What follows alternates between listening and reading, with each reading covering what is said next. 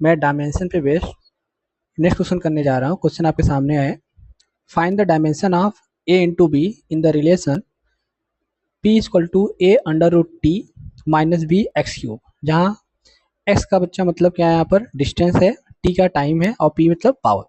सबसे पहले हम आपको बताना चाहेंगे कि जो पावर है, पावर का डायमेंशन क्या होता है ना। तो आपको पता है p इक्वल टू क्या होता है, वर्क अपॉन टाइम।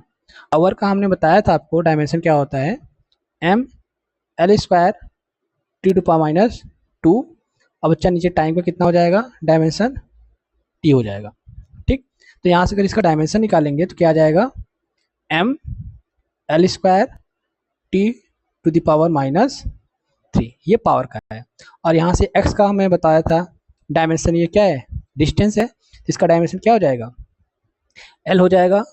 और यहाँ t से क्या हो जाएगा, यहाँ पर डायमेंशन इसका क्या हो जाएगा, अंडर रूट टी का, मैं यहाँ पे लिख के बता दे रहा हूँ, t to the power half.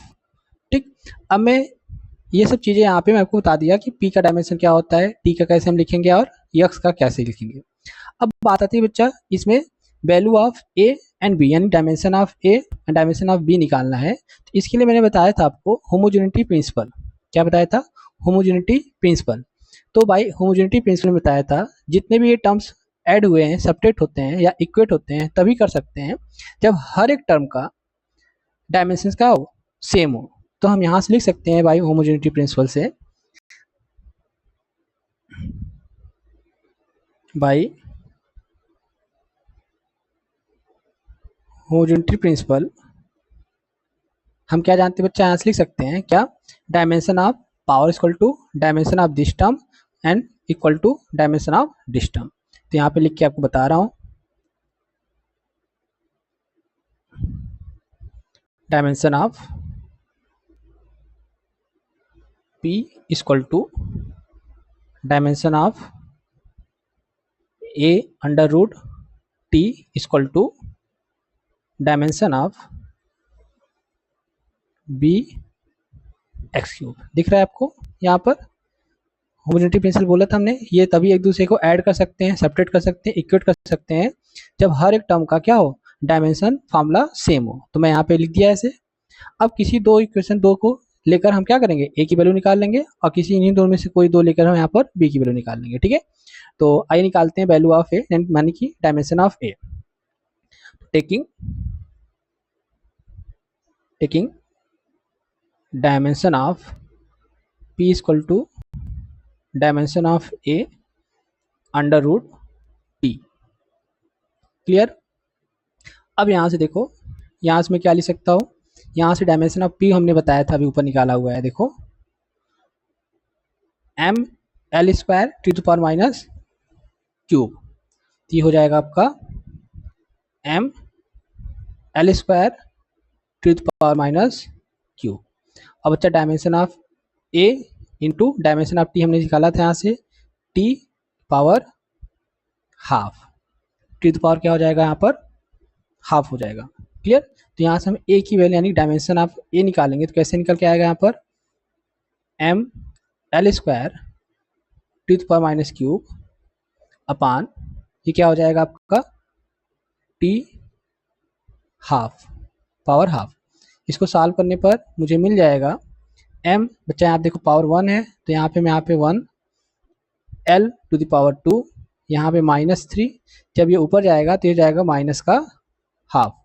अब ऐड कर लेते हैं यहाँ पर यम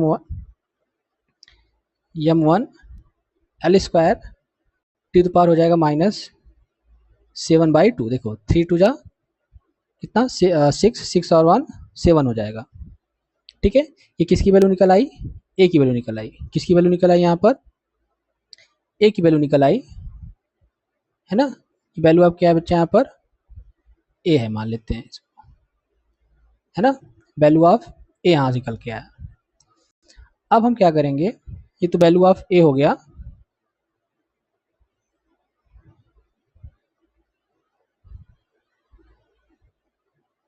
ठीक।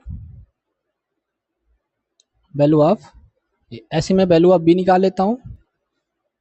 वैल्यू ऑफ बी के लिए क्या हो जाएगा बच्चा, dimension of P equal to dimension of this term. आइए करते हैं इसको, dimension of P equal to dimension of B X cube. ठीक, B एक्स क्यूब हो जाएगा। तो अब देखो यहाँ पर डायमेंशन दोनों साइड रख देते हैं, एम एल स्क्वायर टी पर माइनस क्यूब, ये हो जाएगा, ये वैल्यू हो जाएगा बच्चा b into dimension of b into dimension of X power cube L cube हो जाएगा। तो यहाँ से b निकल आएगा आपके पास M L square T power minus cube upon L cube. तो सिंपली ये बन जाएगा आपका क्या, M L power minus one T power minus cube. Clear, ये निकल आया आपका b की वैल्यू। ठीक, अब देखो क्वेश्चन में क्या कह रहा है, क्वेश्चन में आपको कह रहा था यहाँ पर कि a इंटू बी निकालना है। क्या निकालना है, a इंटू बी। तो जब a इंटू बी निकालना होगा तो मैं जो डायमेंशन ऑफ a हमने निकाला था यहाँ पर दिख रहा है, dimension of a,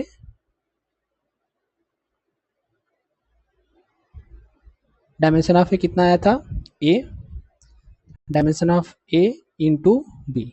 dimension of a हमने निकाल रखा था यहाँ पर एम एल स्क्वायर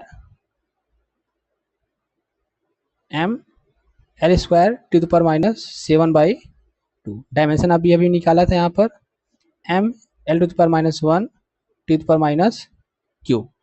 तो यहाँ देखो बच्चा, यहाँ पे 1 है, यहाँ पर भी 1 है, कितना हो जाएगा, एम टू पावर स्क्वायर हो जाएगा, ये हो जाएगा एम टू पावर 1। ठीक, और ये हो जाएगा टी 7/2 माइनस 3। जब इसको फर्दर इसको सिंप्लीफाई करेंगे इस पावर को, तो मेरे पास हो जाएगा M to the power 2 L to power 1 and T to power minus 3 दूनी 6 7 13 13 अपान 2। क्लियर, ये a इंटू बी का डायमेंशन आ गया। क्लियर, a इंटू बी का डायमेंशन समझ में आ गया, कोई डाउट यहाँ पर नहीं होना चाहिए। अच्छा, ऐसे ही क्वेश्चन बच्चा इसमें और क्या पूछ सकता है, जैसे यहाँ पे a इंटू बी पूछा है, ऐसे हमें a अपान बी भी करवा सकता हूँ। क्या कर सकता हूँ, a अपान बी। तो अगर मैं a अपान बी का निकालना होगा तो वैल्यू कैसे निकालेंगे हम, ये भी समझ लेते हैं। दिस वन, ये मैं करके दिखा रहा हूँ आपको, a अपान बी, यहाँ मैं कर दे रहा हूँ a अपान बी। ठीक, तो a अपान बी का डायमेंशन निकालना होगा, कैसे निकालेंगे, डायमेंशन ऑफ a कितना निकाला था हमने यहाँ पर, m to power 1 l to power 2 and t to power minus 7/2 upon, ये हो जाएगा बच्चा आपका m power 1 l to power 1 and t to power minus 3। Clear, यहाँ पे -1 है ना, m1 l to power -1 l power minus cube. ठीक, अब इसको सॉल्व करेंगे तो हमारे पास क्या वैल्यू आएगी, यहाँ पर m की पावर 0 हो जाएगा, है ना, और रियल की पावर कितना हो जाएगा, क्यूब हो जाएगा, और l 7/2 प्लस 3, l माइनस 7/2 यहाँ पर हो जाएगा प्लस 3। इसको फर्दर सॉल्व करेंगे हम, तो हो जाएगा क्यूब, यहाँ पे 3 दूनी 6, 6 यहाँ पे हो जाएगा माइनस का हाफ। क्लियर, क्या आ गया, a अपान बी आ गया। ठीक, एक बार क्रॉस चेक कर लेते हैं हम, कहीं मिस्टेक तो नहीं है कुछ डिवीजन में। m की पावर 1 l की power square T power minus 7/2 and m l to power minus 1 and T power minus 3। ठीक, इसको डिवाइड किया मैंने, 0 हो गया, ये ऊपर जाएगा बच्चा प्लस क्यू हो जाएगा, ये -7/2 है, ये -3 ऊपर जाएगा तो क्या हो जाएगा, +3 हो जाएगा, 3 दूनी 6, 7 -7 प्लस 6 हो जाएगा अपान 2 हो जाएगा, कितना आ जाएगा, ऊपर -1 आएगा वैल्यू, नीचे 2 बचा रह जाएगा। ठीक, इस तरीके से हम इस इक्वेशन को आसानी से, इस इक्वेशन से बच्चा हम value of a and b निकाल करके, जो भी यहाँ पूछा रहेगा, dimension of a cross b पूछेगा, dimension of a square b square पूछ सकता है, dimension a square upon b square कुछ जैसा भी पूछेगा यहाँ पर, वो हम आसानी से क्या कर सकते हैं, निकाल सकते हैं। ठीक है, अब मिलते हैं बच्चा नेक्स्ट वीडियो में नेक्स्ट क्वेश्चन के साथ। Thank you.